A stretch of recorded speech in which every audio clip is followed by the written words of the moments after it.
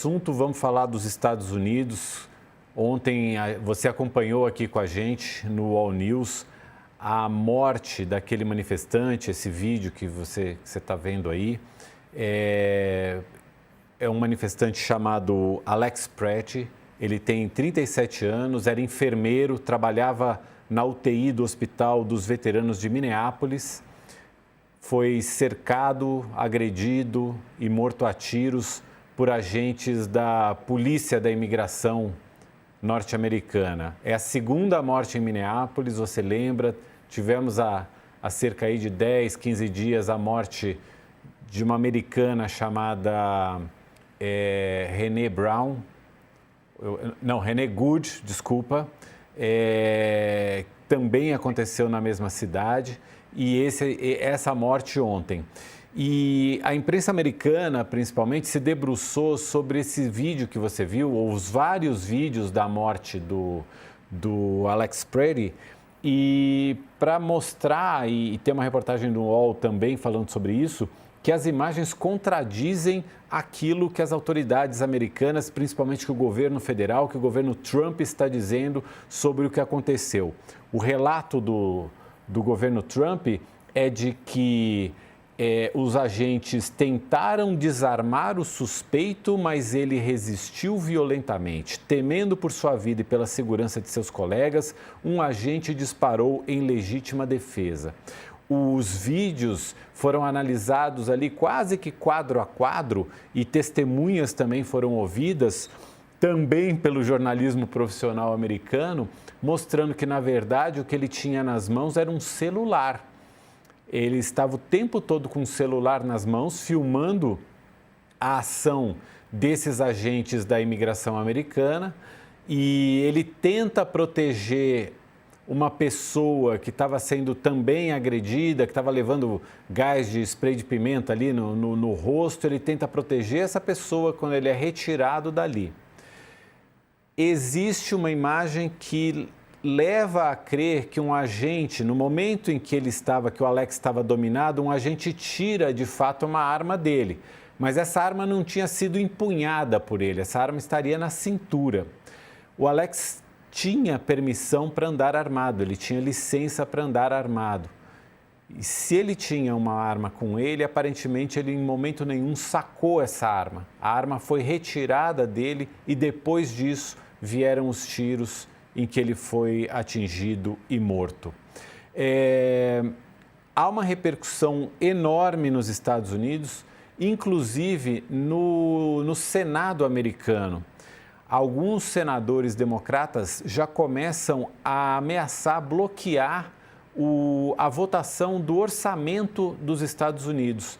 Esse orçamento você lembra, o governo dos Estados Unidos ficou em shutdown, ficou fechado, ficou ali condicionado nos seus gastos no final do ano passado, até que houve um acordo que liberou uma parte das despesas, mas o orçamento mesmo ainda não foi votado e a votação está marcada para essa semana agora. E só os votos dos republicanos não são suficientes para aprovar esse orçamento. E agora os senadores americanos, principalmente do Partido Democrata, estão se recusando a votar um orçamento que leva verbas justamente para esse serviço de imigração que está fazendo essas ações violentíssimas nos Estados Unidos. Murilo, você observando tudo isso que está acontecendo lá pelos Estados Unidos, queria também uma análise rápida da sua perspectiva, de onde isso pode acabar, olhando tudo que está acontecendo por lá.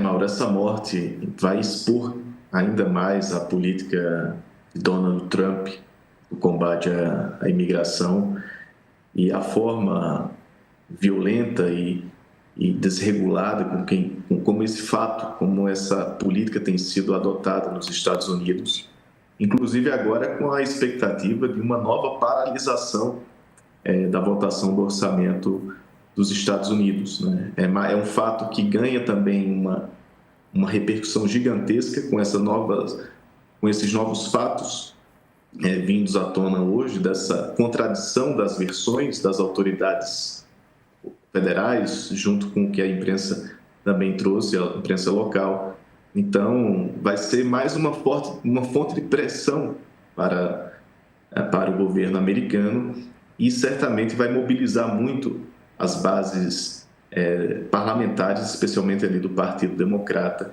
e também de formadores de opinião, de políticos, de lideranças públicas nos Estados Unidos, e é mais um fato que pode impactar as eleições legislativas esse ano nos Estados Unidos, onde o Partido Republicano, inclusive, corre o risco de sofrer algumas derrotas, né? Então, sem dúvida alguma, vai colocar pressão também na agenda local das eleições legislativas nos Estados Unidos. Fábio, a gente tem um minutinho antes de ir para o break. Eu queria te ouvir sobre esse tema também, por favor. Concordo com o Murilo, pode ter impacto, mas o fato mais preocupante, sendo objetivo, é que as instituições norte-americanas parecem que têm muito problema em conseguir controlar o ímpeto do Donald Trump 2, né? E não é só as instituições pensando no legislativo, pensando no Senado, mas também o federalismo norte-americano, que sempre foi muito forte, né? Vejo que forças federais estão passando por cima de toda a segurança estadual e seguranças municipais e cometendo atos que ferem direitos humanos e, enfim, devem gerar alguma repercussão negativa para o Partido Republicano e para o Trump nas eleições de 26. Isso vai ser muito importante de observar, porque a gente tem uma percepção, olhando aqui do Brasil, mas a gente não sabe se é exatamente a mesma percepção do eleitor americano. A gente vê reações nas ruas, vê manifestações nas ruas, vê a manifestação de muitos políticos e governadores ligados principalmente ao Partido Democrata, um ou outro político do Partido Republicano também, mas a gente ainda não sabe a dimensão que isso está tomando na opinião pública americana e o poder que isso pode ter para influenciar nas eleições legislativas de novembro. Se Donald Trump perder a maioria que tem hoje, tanto na Câmara quanto no Senado, a situação dele vai se tornar muito difícil para governar na segunda metade do mandato dele. Mas isso a gente vai observando ao longo do tempo.